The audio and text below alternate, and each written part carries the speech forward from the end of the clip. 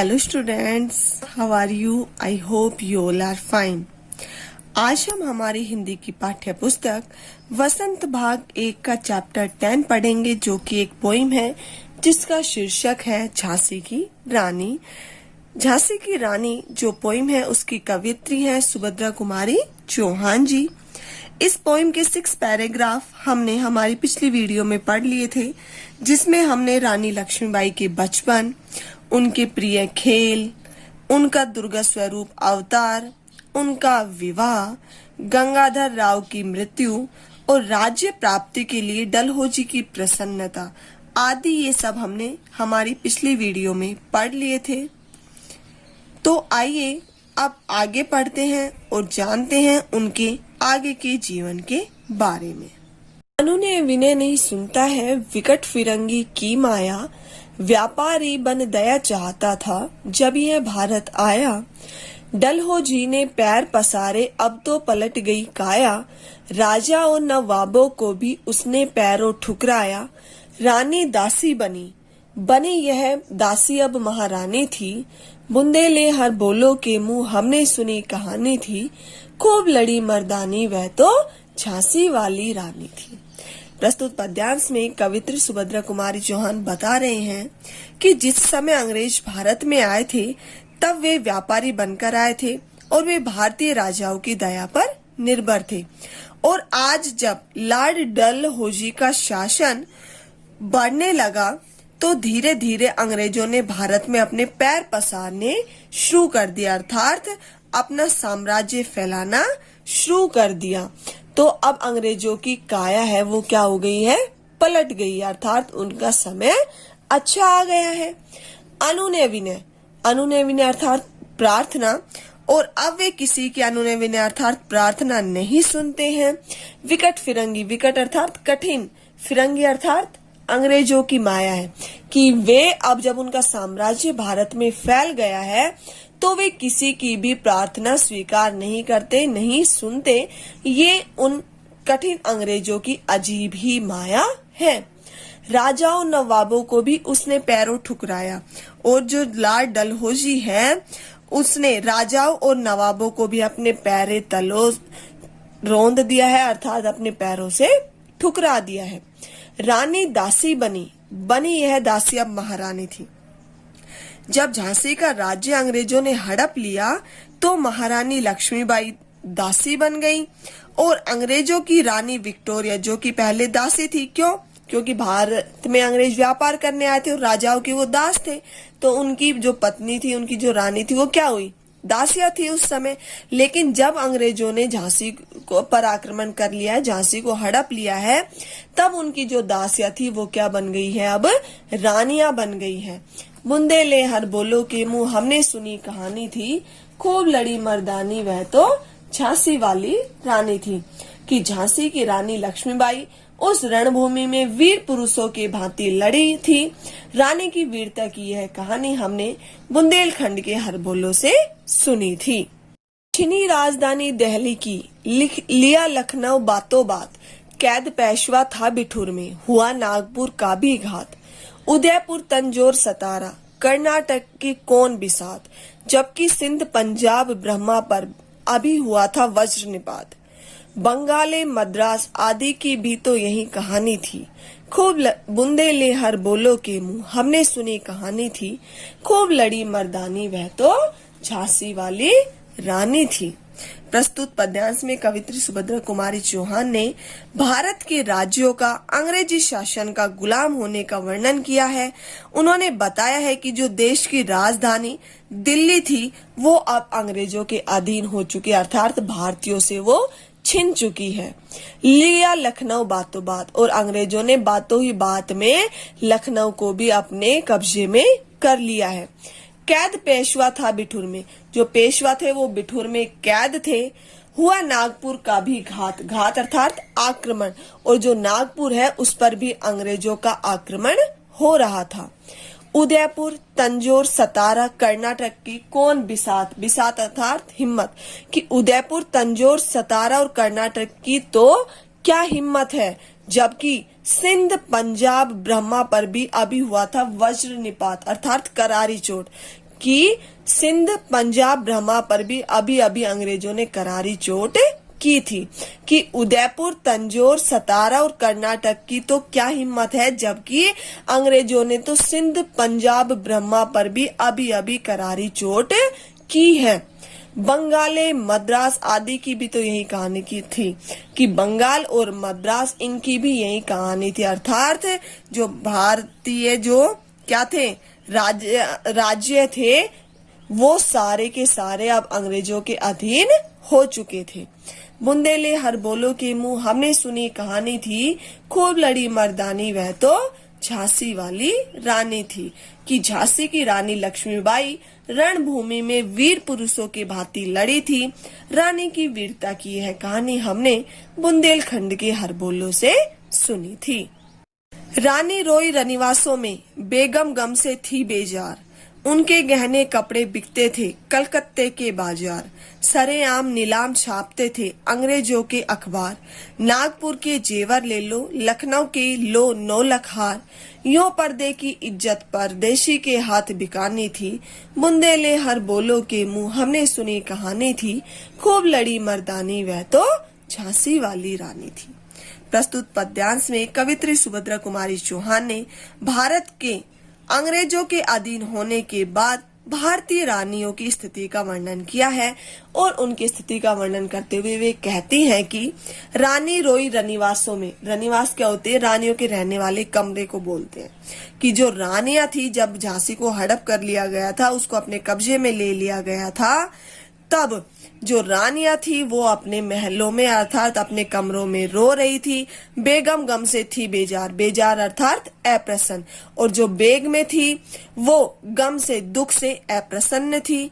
उनके गहने कपड़े बिकते थे कलकत्ते के बाजार, और उनके जो गहने कपड़े थे रानियों के बेगमों के वो कलकत्तों के बाजार में बिक रहे थे। सरेआम नीलाम छापते थे अंग्रेजों के अखबार, और जो अंग्रेजी अखबार हैं वो सरेआम खुलेआम उनकी नीलामी छाप रहे थे, और नीलामी में वो क्या छाप रहे थे, क्या लिख रहे थे, कि नागपुर के जेवर ले लो, लखनऊ के लो 9 लाख हार, कि आप नागपुर के तो जेवर ले लो, और जो लखनऊ का प्रसिद्ध गहना है वो है 9 लाख हार, कि लखनऊ का प्रसिद्ध 9 लाख हार ले लो। यो पर्दे की इज्जत परदेशी के हाथ बिकानी थी। पर्दे की इज्जत अर्थात रानियों और बेगमों का सम्मान परदेशी अर्थात अंग्रेजों के हाथ बिक रही थी। और कवित्री कहती है कि जो भारत की रानियां और बेगमें थी उनका सम्मान अंग्रेजों के हाथ उस समय सरेआम बिक रहा था। बुंदेले हर बोलो के मुंह हमने सुनी कहानी थी, खूब लड़ी मर्दानी वह तो झांसी वाली रानी थी, कि झांसी की रानी लक्ष्मीबाई उस रणभूमि में वीर पुरुषों के भांति लड़ी थी। रानी की वीरता की यह कहानी हमने बुंदेलखंड के हर बोलो से सुनी थी।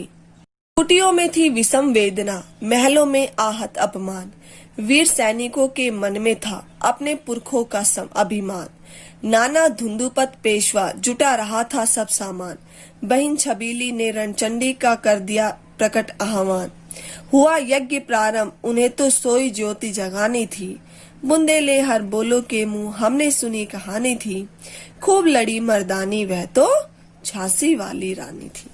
प्रस्तुत पद्यांश में कवित्री सुभद्रा कुमारी चौहान ने बताया है कि झांसी पर अंग्रेजों का अधिकार हो जाने से झांसी के लोग बहुत दुखी थे, और उस समय वे बहुत अपमानित महसूस कर रहे थे, चाहे वे कुटियों में रहने वाले लोग हो या चाहे वे महलों में रहने वाले हो, उन सभी के हृदय में अत्यधिक दुख था।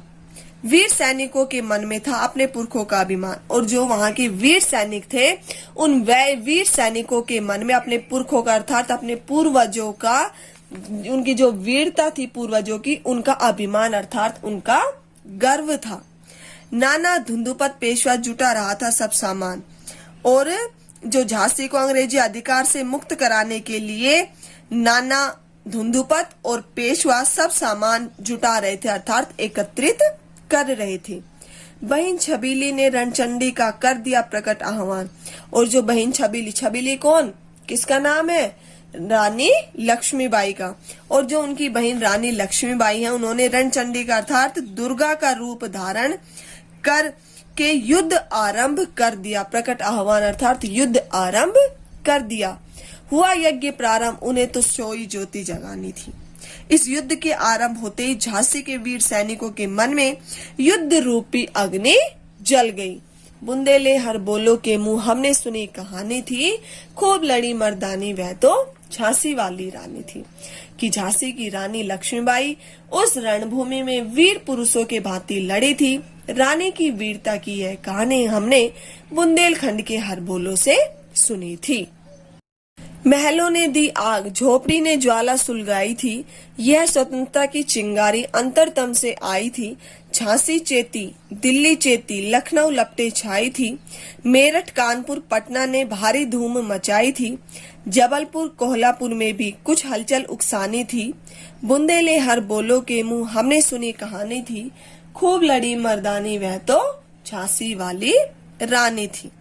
प्रस्तुत पद्यांश में कवित्री सुभद्रा कुमारी चौहान जी बता रही हैं कि किस प्रकार अंग्रेजों की गुलामी से दुखी होकर भारतीय राज्यों में अंग्रेजों के विरुद्ध विद्रोह शुरू हो गया और महलों ने दी आग। और उस युद्ध को महलों ने अर्थात राजाओं ने भी आग दी और झोपड़ी ने उस युद्ध रूपी को ज्वाला को सुलगा दिया।